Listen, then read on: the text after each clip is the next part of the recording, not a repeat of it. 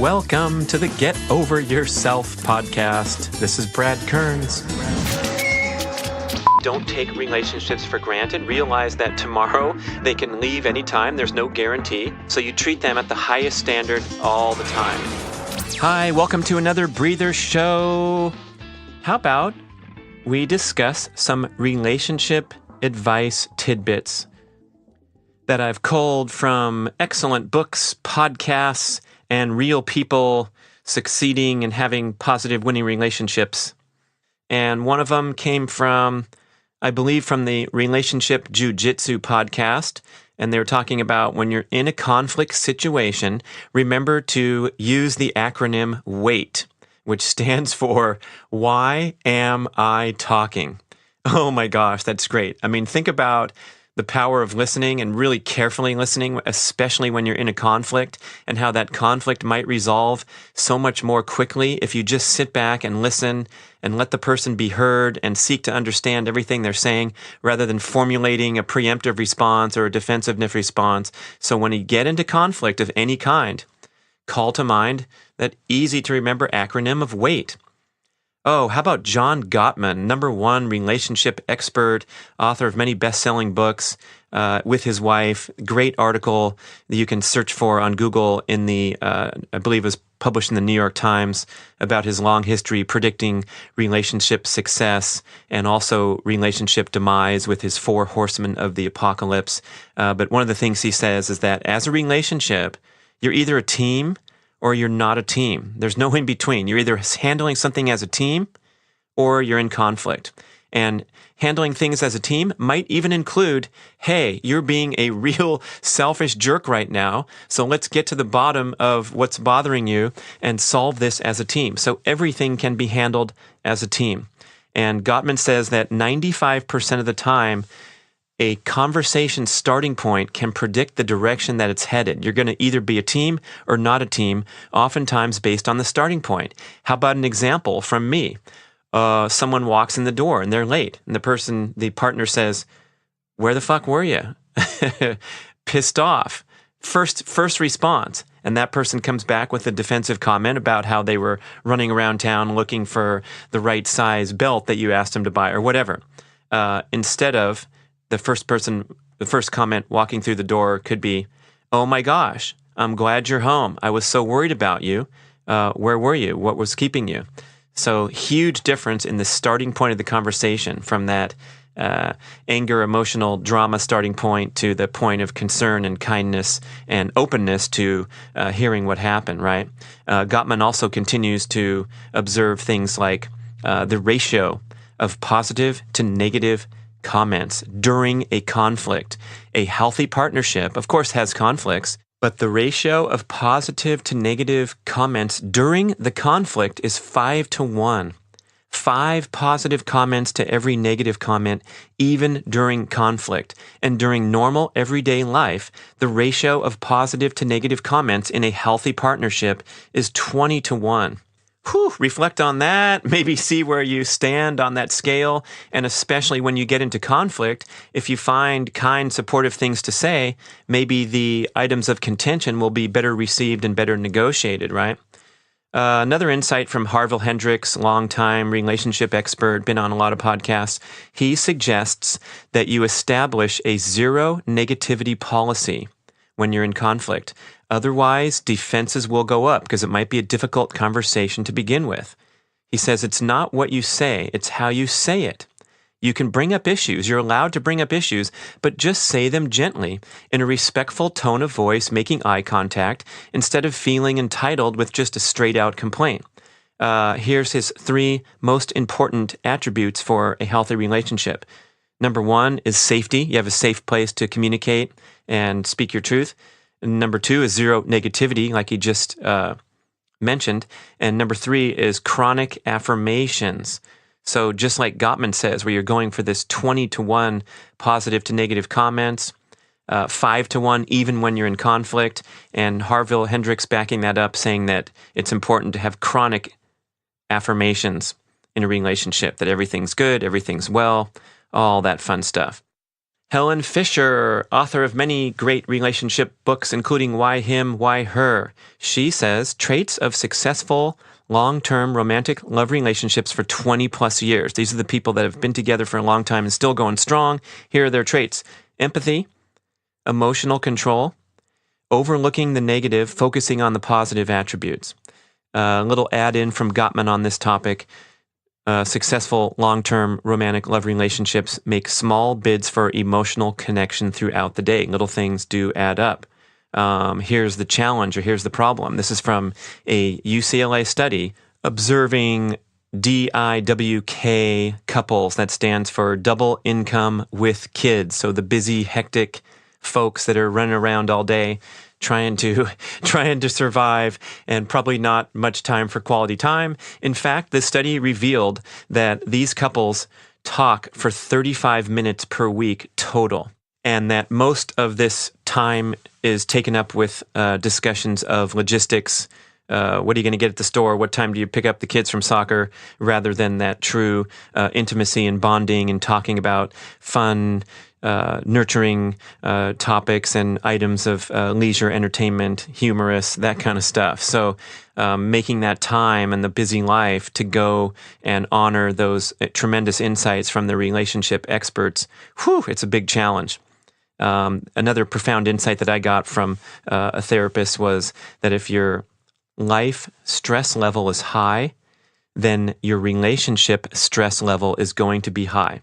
It's very difficult, if not impossible, to sustain a winning relationship if you're stressed out and harried in your own busy personal life. So managing that stress level and imagining that hand going up, above your head, my stress level's up to here, that's where your relationship stress is going to be, until you can somehow bring that stress down to give yourself a fighting chance at relating well to others. I like Esther Perel. She's one of the best. She's all over YouTube. Kind of a controversial figure with some of her contentions about relationships and keeping that polarity going, where you're not joined at the hip all day long and you're not each other's best friend and confidant and all things to all people. You have to have a little bit of separation and relationship dynamic tension to keep things fresh and sharp. Interesting. Not sure what I think about all that, including Christopher Ryan's commentary in his very popular book, Sex at Dawn, where he argues that humans, biologically speaking, anthropologically speaking, are not, in fact, wired for monogamy. They're wired to seek numerous partners in order to reproduce. It's that reproductive drive in both males and females. Females are boosted, evolutionary speaking, by seeking multiple partners and generally maximizing their opportunities to have healthy, productive offspring. We've known all along, the males are known for wanting to dominate their environment and plant their seeds in as many opportunities as possible for reproductive success and proliferation of the human species. So Ryan's argument that deep down genetically, these drives are built into our DNA, and everything we do in modern society to promote monogamy or to contain our primal human urges is in conflict with our genetics.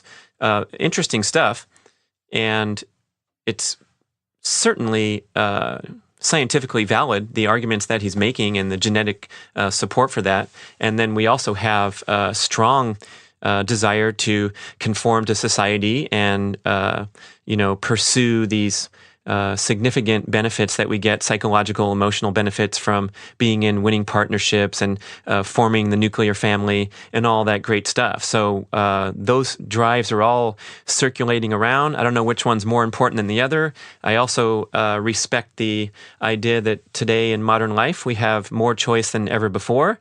So you can choose to live whatever life you want. You don't have to, if you're a female, you don't have to get married by 28 or be kicked to the curb as an old maid and relegated to the guest room in your parents' house and making them toast every morning for the rest of your life. And now we have all kinds of interesting alternative stuff going on. The great Olympic athlete Bruce Jenner transforming into a female and just advancing culture accordingly to what's possible, and best wishes to her for happiness. Obviously, Bruce Jenner was struggling throughout his life with that dilemma, and it's great to have that brought out into the forefront so everyone can reflect upon it.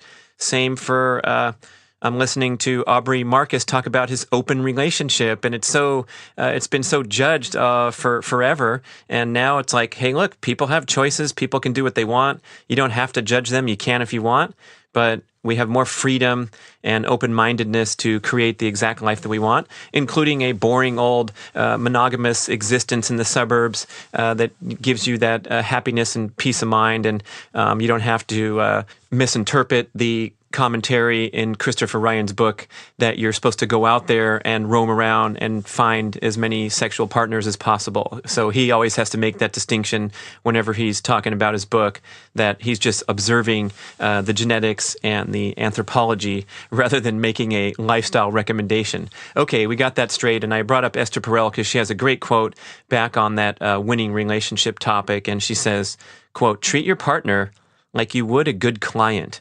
You have to woo them in the first place, and then you know that they can leave any time, so you continue to treat them with the highest standard at all times. The same is true for relationships." So she says that you want to adopt that same mindset. Don't take relationships for granted. Realize that tomorrow they can leave anytime. There's no guarantee. So you treat them at the highest standard all the time. And oh my gosh, we are so familiar in the workplace how to suck up to the important client or the customer. The customer's always right and all that stuff. And a lot of times we suffer through that in the name of preserving our job. But to have those same behavior patterns and deliver them with more authenticity and love in an actual relationship where you're choosing in rather than grumbling as you go take care of the customer that tips poorly every time with a big smile and a performance that's not really what you're really thinking. It's a great thought that you can bring those things into a partnership and treat your partner like your top client. That should be enough good stuff to breathe on. Thank you so much for listening. This is Brad Kearns. Talk to you soon.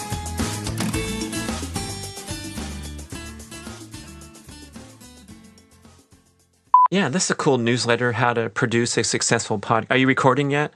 No, don't push record yet. I want to read through this. Let me know what you think. It says, if you're going to read an advertisement, make sure it's authentic. Otherwise, you'll harm your credibility. Yeah, that makes sense. And it says, if you're asking your audience for a call to action, be sincere, thank them from the bottom of your heart, and make it short. So let's try that. Okay, yeah, hit that red button, record. Yeah, right there. Okay. Hey, this is Brad Kearns. Thank you for listening to the show. You know, this show is fairly new, so it would be a huge, massive help if you could visit iTunes for a second or wherever you consume podcasts and leave a positive review for the show. This is how shows attract more attention and get new listeners so I can brainwash them to subscribe for life with this wonderful, compelling content. Thank you so much for doing that. I know it's a big hassle, but if you do it and then you go over and email me, getoveryourselfpodcast@gmail.com, I will mail you $1. No, I won't do that, man. That would be a huge hassle. Talk about a hassle. But you know what I'll do? I'll thank you from the bottom of my heart, and I'll enter you into a drawing, put your address on there too, and I'll do like 10 grand prizes, something cool like Primal Kitchen extra virgin avocado oil to drizzle on your salads, something, I promise you. Thank you so much for leaving a review. It's time to spread the word about the Get Over Yourself podcast. And speaking of advertising, I promise you at all times, I will be talking about only stuff that's super cool, awesome, that I use and appreciate in daily life and would recommend to you or think that might help you. I know you can always push that 30-second forward button and skip the ads, but I want to do some cool stuff. I appreciate you listening if it's value to you. And please participate in the show. Send me your constructive feedback or otherwise, suggestions, comments to that wonderful, lengthy email, but unforgettable getoveryourselfpodcast@gmail.com. Thanks for listening. This is Brad Kearns. Okay, hit stop right there, and then it'll stop. Yeah.